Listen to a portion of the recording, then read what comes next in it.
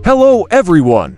Today, I want to share some invaluable life wisdom that I have gained and summarized over the years, which can bring transformative changes to your life. Just a few minutes, and you'll easily acquire life wisdom that will open the door to success. The Talmud: it is not necessarily true that the poor are always right, and the rich are always wrong. The Jewish people's emphasis on money is almost worship-like. Throughout their 2,000 years of wandering history, they have neither had their own land nor their own nation. They could only survive as guests in foreign lands. They have lived at the margins of various communities, industries, and even nations. The only thing they could truly control was the money earned through commerce. Money, in this world, has undoubtedly become a kind of omnipotent deity. Not only does it provide people with the opportunity to survive, but it also gives them the power to gain rights and social status. Once a nation controls money, it also controls its own right to exist and develop. At the same time, it gains the strength to confront the hostility and oppression from foreign peoples. The Jews, after more than 2,000 years of wandering, suffering persecution, oppression, exile, and even genocide, have never been assimilated and have ultimately established their own sovereign nation, Israel. This is perhaps one of the few miracles in human history. People may ask, why has the Jewish people's existence been so resilient, surviving through countless hardships without perishing? The answer may lie in one word: money. In fact, many Jewish people, especially Jewish businessmen who have sacrificed their faith in Judaism in the pursuit of monetary success, are still regarded as Jews. Among the famous Jewish bankers, London's Hamler, New York's Belmont, and Berlin's Bleichroeder all converted to Christianity.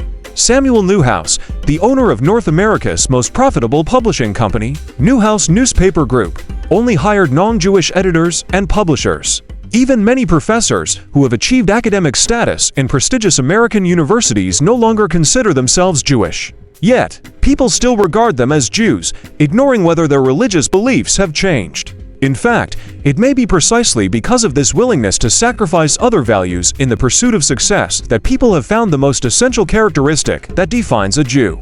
This implies that when biological genes are insufficient to define Jewish ethnic identity and religion is needed as a supplement, we find that religion alone is not enough to define Jewish cultural identity.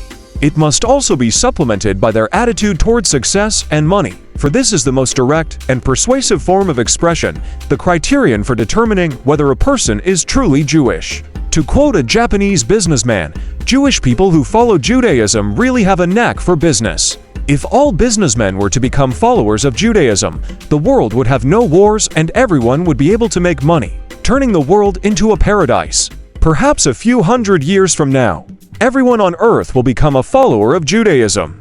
This Japanese businessman, known as the Jew of Ginza, is Fujita, who is, in reality, a successful entrepreneur. The historical activities of Jews and money have a similar pattern. Both Jews and money were once only used as a medium of exchange.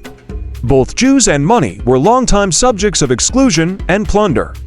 Jews and the rest of the world maintained a purely transactional relationship for a long period. Jews rose to prominence as money did.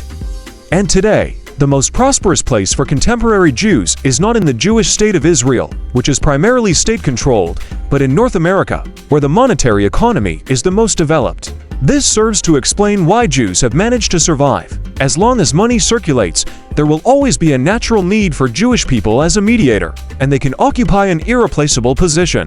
At this point, Jews cannot be exterminated because they are indispensable.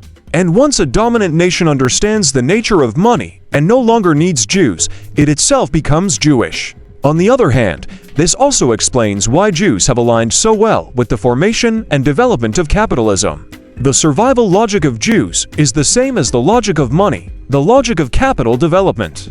The starting point of this money logic lies in the Jewish recognition of money's quasi-sacredness. If you also want to lead a fulfilling and meaningful life, then hurry up and apply this life wisdom in your daily life. Don't forget to like, share,